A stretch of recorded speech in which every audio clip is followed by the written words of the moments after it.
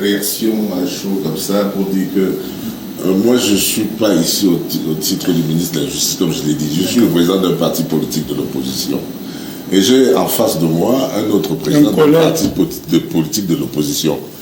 Et moi, qui suis son aîné en la matière, puisque j'ai été candidat à la présidentielle 2011, il n'était même pas encore dans le champ politique. Je sais que les élections dans ce pays sont organisées de manière transparente. Il ne peut pas venir ici accuser, dire que le président de la République organise les élections. C'est pas le président qui organise. C'est même pas le président qui organise. Et lui, il le sait. Deuxième chose que je voudrais dire, c'est que lui, il a gagné les élections locales. Il est député à travers ces élections-là. Organisé par le président de la République. Il ne pense organiser par le président. Mais il a gagné. Il est député là où il est. Et en tant que député, c'est lui qui fait les lois. Il ne peut pas faire une loi et venir dire qu'on a déculotté son pays, qu'on a obligé son pays à voter une loi. C'est lui qui l'a voté. Ce n'est pas le gouvernement qui vote les lois. Donc il doit être conséquent avec lui-même, avec lui et le Parlement. Vous ne pouvez pas voter une loi et dire et venir accuser le gouvernement, n'est-ce pas, de l'avoir fait. Personne ne vous a forcé la main. Moi, j'ai souvent été dans ces milieux-là et je vois comment ça se passe là-bas.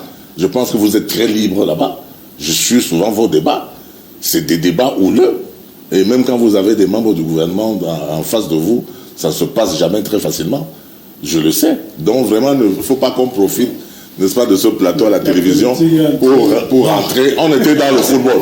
Restons tranquillement dans le football. Ne venons pas, n'est-ce pas, profiter du football pour accuser l'organisation des élections politiques au Cameroun. On parlait des élections dans le football. Ok, c'est compris. À moins que Cabral... Monsieur le ministre, non, monsieur le président du PADEC, qui défend le président du RDPC. Oui, mais ça, c'est mon choix politique. Je respecte mon choix politique.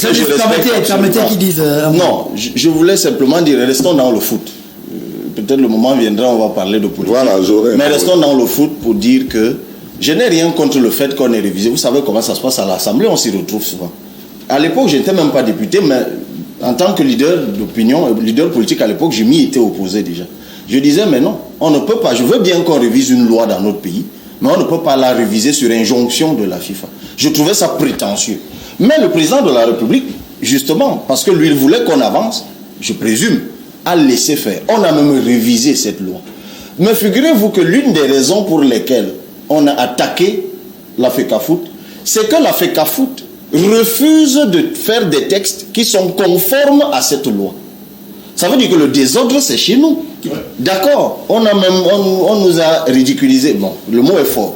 On a courbé les chines, on a révisé une loi. Tout ce qu'on demande donc maintenant à nos propres fédérations, c'est de faire des tests conformes à cette loi que la FIFA, entre guillemets, nous a obligés à réviser. D'accord. Et comment le président de la République, lui, il peut donc, c'est de ça que je parle, lui qui a voulu qu'on révise ces textes, puisque c'était un projet de loi, comment dans son propre pays, les gens se permettent d'être en inconformité avec ces textes, il marche quand même avec eux, il les laisse faire, il organise le chant avec eux, et ça vient brouiller le signal du chant comme c'est le cas actuellement. C'est pour ça que je lui demande de prendre ses responsabilités. Merci. Je crois qu'il est en mesure de les prendre. C'est parce que la fédération peut toujours utiliser le bouclier de la FIFA. La FIFA. Et Gérard... Chaque fois que le gouvernement veut agir, on dit non. Vraiment, il y a ingérence du gouvernement.